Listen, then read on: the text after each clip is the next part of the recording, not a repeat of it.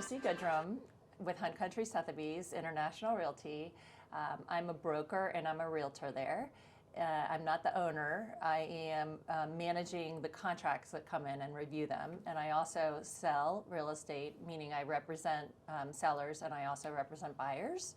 And I also work with landlords and tenants. Wonderful. And we have offices in Leesburg and in Middleburg. Great. And how about you, Jeremy? Yep, I'm Jeremy Kendall. I'm a residential loan officer with Atlantic Coast Mortgage, and I assist clients and consumers who are purchasing a primary residence, second home investment property. I help them get financing, right, to go along with, I'm the liaison to the realtor in that transaction. So we help them finance the transaction because most people aren't paying in all cash.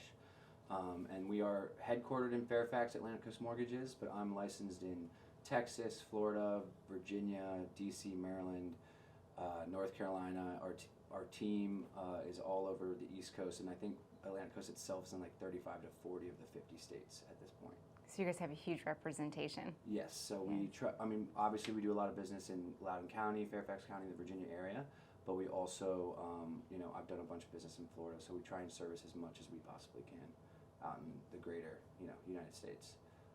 Great. Tell me a little bit about how you each got into the business that you're in. So I got into real estate 8 years ago. I had been laid off from a job. And at the time, my kids were in middle school, about to go into high school. And my background, I'm a CPA. Jeremy's a CPA too. But the job that I was laid off from, I was a director in human resources at a multinational company. I had been traveling a lot, and the company was going through some job reductions. And this was at the end of 2014. I had just bought a house, and I thought, wow, that was kind of a fun experience. And so I took a year and tried to figure out what I wanted to do next. And I also wanted to make sure I was around for my kids. And I thought, oh, real estate would be flexible. So you thought. I don't have my weekends and my evenings. But I got my license in 2016, and I've been doing it full time ever since. Awesome. How about you, Jeremy? Yep, so I started 3.5 or 4 years ago. Prior to being a mortgage lender, I was at a Big Four public accounting firm and was a CPA there, and had done about 2 years there and quickly kind of realized this was not going to be my career trajectory. This is not really what I wanted to do. And I think my mom was probably sick of getting the phone calls of me complaining about what I was doing and how I didn't love my job. And so she's actually an interior designer out in the Loudoun County area, and so she's done various B&I networks and stuff like that. And so she had connected me with my manager, who you guys know as well, who she was like, she's doing really well. This was during COVID, right? So this is the big refi boom, and everyone was doing really well. And so she was like, why don't you kind of give her a call and see what you think might come from that. And I was always interested in real estate, but I wanted to leverage my background as a CPA, and I thought this might be a good fit. So her and I had chatted for about an hour. And she was looking to grow her team. She's been in the business 20 plus years and has been a top producer forever. And so she was looking to bring someone that was younger, that had a different sphere of influence, but also wanted to grow and build the business with her. And so it was kind of like a good fit. And so it didn't take much convincing for me. I probably had to convince her a little bit. And then, she decided, we want to hire you. And I got started, I'm thinking about October-ish of 2020. So right in the heart of COVID. Yeah, and how was that? It was a roller coaster. So the month prior to that, my team that I joined, they had done 100 loans in a month, which is like unheard of, and had like a record-breaking month. And so when I joined the team, we were in the midst of a huge refi boom. And I think that first day, as I'm being onboarded and learning different systems and all that kind of stuff, I shadowed my manager on calls as she was taking in client calls, doing estimate reviews with refinances and all that kind of stuff. And then so I shadowed her for a few days, and then she just threw me right into the fire. And again, luckily because I had my background, I kind of understood and picked up pretty quickly what we were trying to accomplish on those specific transactions. And again, most everybody was refining, at least if they were paying attention. So by that point, We did. Yeah, exactly. So Hands kudos to raising, you guys. yeah. I'm sure all of you are loving it. So yeah, she was like, you know what, she shadowed me for a day, listening to me with the clients, and would step in if I would trip up or anything like that. And she was like, after that, she was like, listen, I trust you. I've got so many things we're running on this point. Like, you're going to take care of the refis for the next few months as you start to build out your business as well. And so we went full steam ahead, and we were locking like 15 to 20 loans a day at that point, just on refinances, and that didn't account for purchases and stuff like that. So she jokes that, you know, I've been in it for 3.5, 4 years, but she feels as if I've got like 10 years of experience. It's like dog years. It Yeah. sounds like it. Yeah, mortgage Yeah. business is in dog years. Exactly. I like it. Exactly. So I couldn't have asked for a better start. You know, when I was pretty strategic, I know how hard it is to start your own business, whether from a realtor or lender standpoint. So I wanted to join an established team that already had a really good name in the area and really across the country. And to be able to learn from them, you know, between all of us now, we have like 50 plus years of experience. So I kind of wanted to do it that way, and then since then have been continuing to build out my brand and my business. And making it grow. Yeah, exactly. Yeah. Sounds like you have a great team. Yes, they are the best, for sure. The best, yeah. Chrissie, what do you find most rewarding about what you do in real estate? Oh, what I find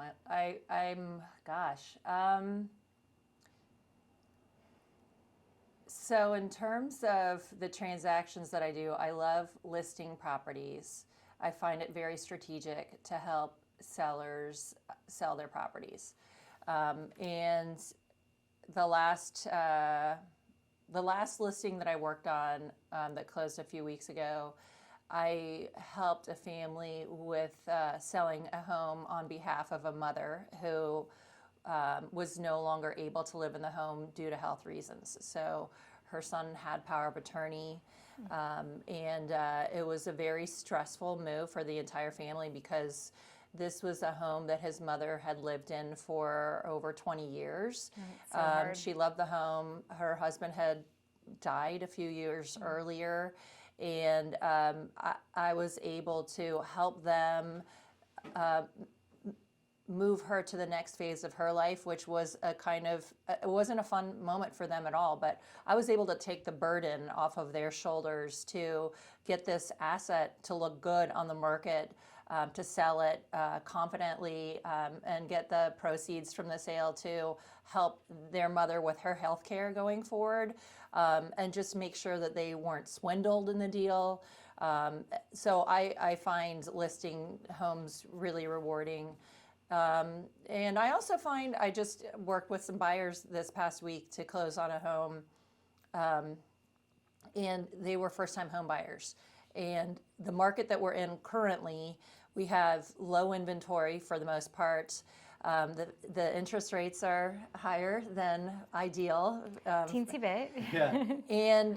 And because of the low inventory, there's a lot of competition. So people are having to waive a lot of contingencies that you would normally see in a normal market, such as home inspection. And so because of my experience, the 8 years in real estate, and because I'm a pretty cautious person, I was really transparent with them and said, you know, I want you to go to this property multiple times. I want you to really love it. I'm going to go in there with you multiple times, but you probably won't be able to do a home inspection in order to be competitive with the other offers and with cash offers too.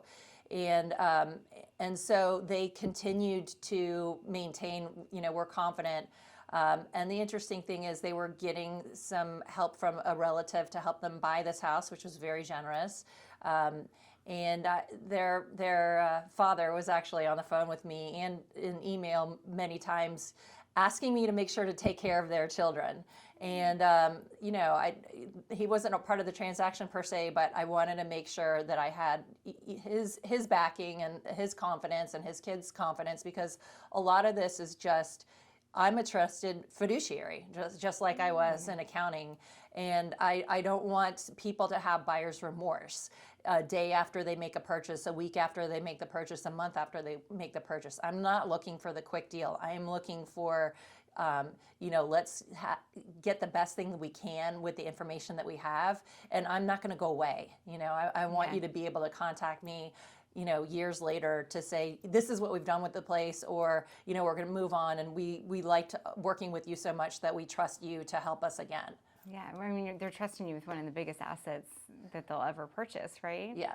What challenges do you face in the real estate market these days? I know there's a lot going on. How are you handling that? So I think because of the low inventory, there's a lot more competition for business.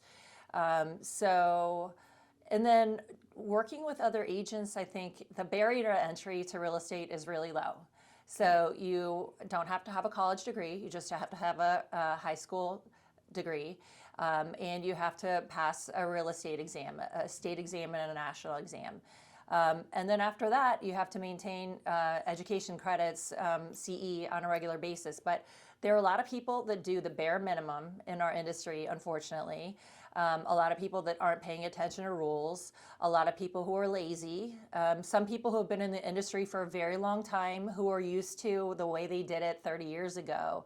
And so it can be very challenging to work with agents who aren't putting their best foot forward and following best practices and being honest and being truthful.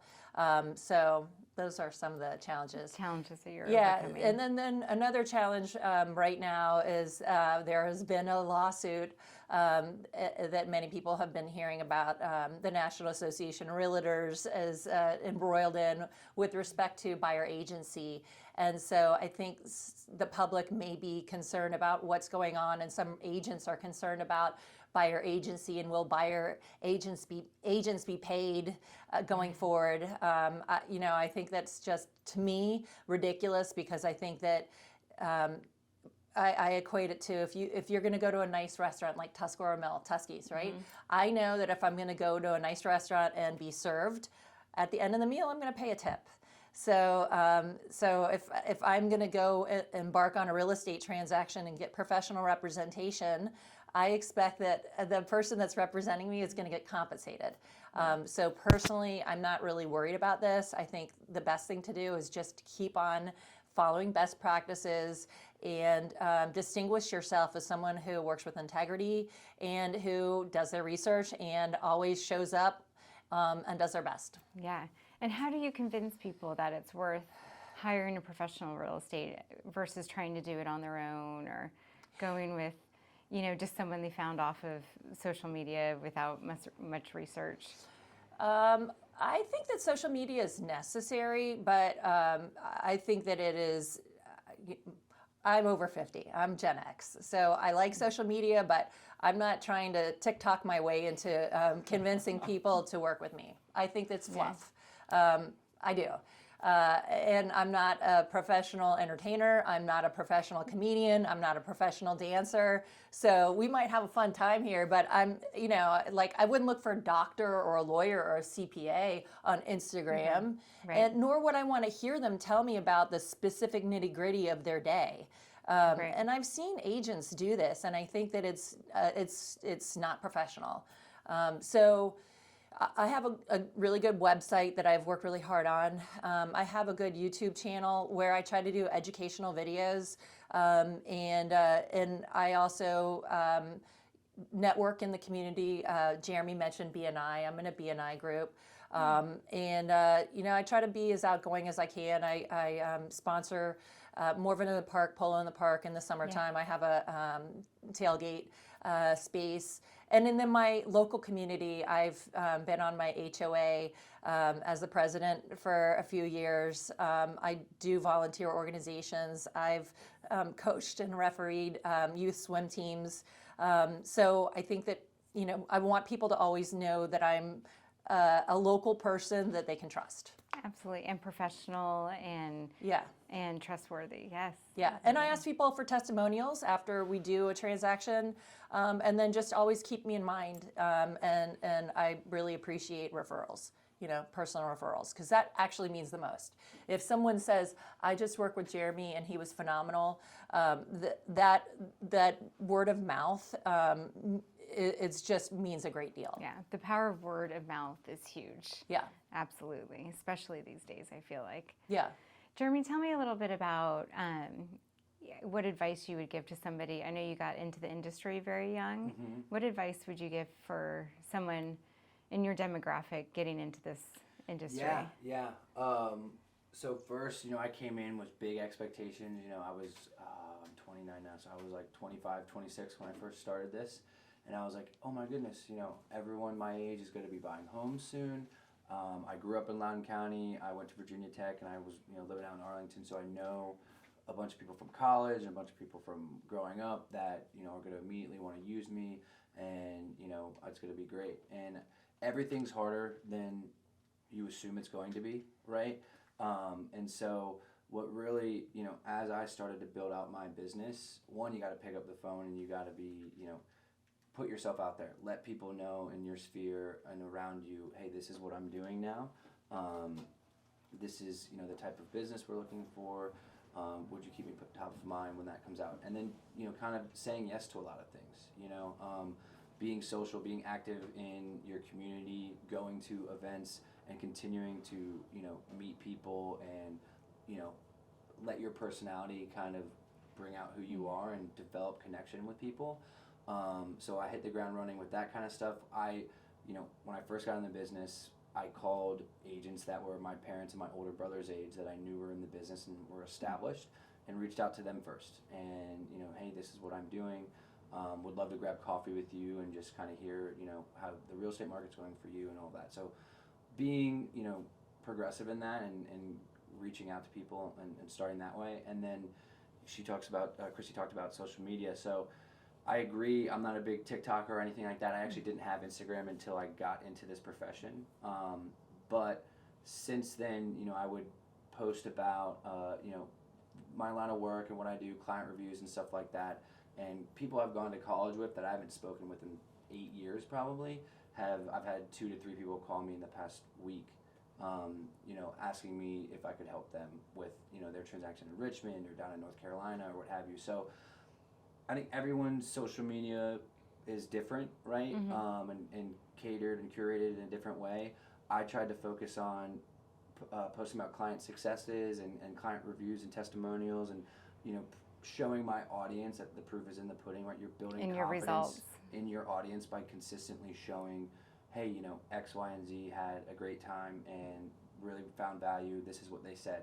It's kind of, I think Chrissie would agree to this too. Like, we are a referral-based business, right? And so to have clients, one, take the time to leave a recommendation and write a testimonial, like that doesn't always happen all the time, right? And then not only to leave one, but to leave a raving one and with very kind words and like you should use, Jeremy or Chrissie or whomever it may be. I think that it's hard to get the testimonial, let alone to consistently get them, and then to consistently have good things said about you. So if you're a professional in the space, to be posting that or to be sharing that with your sphere of influence, I think is really important. I don't think it's braggadocious. I think it's showing that, hey, this is what happens when you work with me. These are what real people in real time are saying about their experience with me. Yeah. And you're stacking proof that you are who you say you are. Absolutely. And for clients to even take the time to sit down and write that is huge and a reflection of your work as well. Right, exactly. Yeah. What advice do you guys have about lenders and real estate agents working together and what that relationship's like? You want to go first? Sure. I have an analogy that I think that regarding who you work with, I think that your selection is like a box of crayons. So not everyone is, you might need a red crayon for a drawing. You might need a green crayon. So depending on the property or the geography or the price point, there may be one realtor who is better suited for a transaction than another, right? So I'm licensed in Virginia, but that means I probably am not interested in going down to, where is Virginia Tech? Blacksburg. Drawing a blank. Probably not going to go down to Blacksburg, right? It's 4 hours away.